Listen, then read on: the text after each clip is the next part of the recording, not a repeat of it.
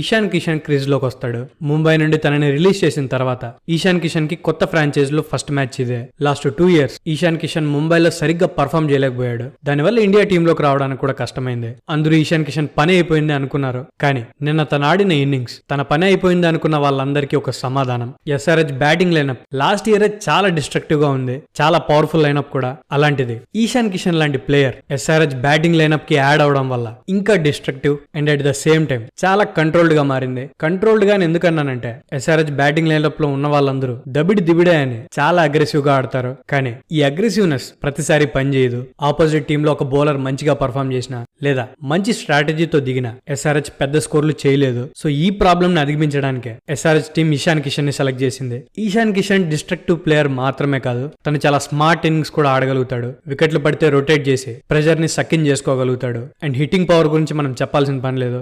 ఇషాన్ కిషన్ లో ఉన్న ఈ controlled destructive power SRH team ని ఇంకా భయంకరంగా మార్చేసింది.